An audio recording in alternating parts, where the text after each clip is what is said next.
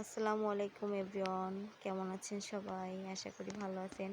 আমরা গেছিলাম মৌমাছির বাসার থেকে মধু সংগ্রহ করতে।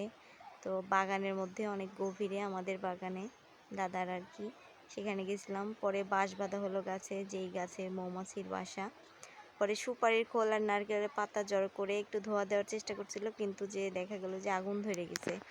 পরে ওইটা আস্তে আস্তে নিভানোর চেষ্টা করে ওই সময় হয় নাই, পরে আগুন ধরে গেছে গাছে। পরে আমরা দূরে সরে গেছি ভয়ে আরও। ওদিক দিয়ে মৌমাছি ধোয়া দেখে এসে পালাচ্ছে খুব জোরে। ভাবছিলাম যে আমাদেরও কামড়াবে, কিন্তু যে আমাদের দেখতে পায়নি মনে হয়।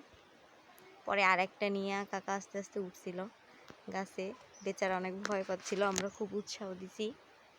আস্তে আস্তে যখন গাছে ওঠে তখন মৌমাছি বুঝতে পারে নাই হয়তো, তখন ছুটে নেয়। যখন ধোয়া দিছে তখন মৌমাছি এত ছোটা শুরু করছে যে মানে আমরাই বুঝতে পারতেছিলাম না যে কোথায় যাব। পরে কি করবো, আশেপাশে যাওয়ার জায়গা ছিল না, ওইখানেই দাঁড়াইছিলাম। যখন ধোঁয়াটা দিয়েছে মৌমাছির বাসার থেকে মৌমাছিগুলো সরে গেছে, আর বাসার ওখান থেকে একদম সাদা হয়ে গেছে, মানে দেখতে এত সুন্দর লাগতেছিল। কিন্তু যে ওখানে সম্পূর্ণটা মধু ছিল না। যারা গ্রামে থাকে তারা অনেকেই জানে এগুলা।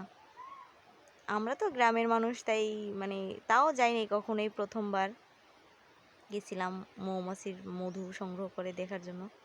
কিন্তু যখন আগুন ধরায় সুপারি পাতা, যেটা ওইটা আমরা খোল বলি, ওই সুপারি পাতায় আগুন ধরে গেছে। তখন অনেক চেষ্টার পরে কাকা সেটা নিভাইছে। আর সে গাছের মাথায়, গাছের ডালে উঠে বসে আছে, তারে দেখাই যাচ্ছে না। সেখান থেকে শুধু সে মধু যতটুকু অতটুকুই কাটছে, বাকি আর কিছু নিয়ে আসে নাই, শুধু ওইটুকুই। আর বাসাটা যেভাবে ছিল ওইভাবেই আছে। মধুটুকু কাইটে বালতিতে রাখছে, ওইটুকু স্কিপ করা লাগছে, কারণ এত মৌমাছি ছুটছিল যে আমরা পালাইতে বাধ্য হয়েছি। এই যে মৌমাছির মধুটুকু কাটা হয়েছে, আমার কাকা কাটছে, অনেক বাচ্চারা ছিল। আশা করি ভালো থাকবেন সবাই, ইনশাআল্লাহ। আল্লাহ হাফেজ।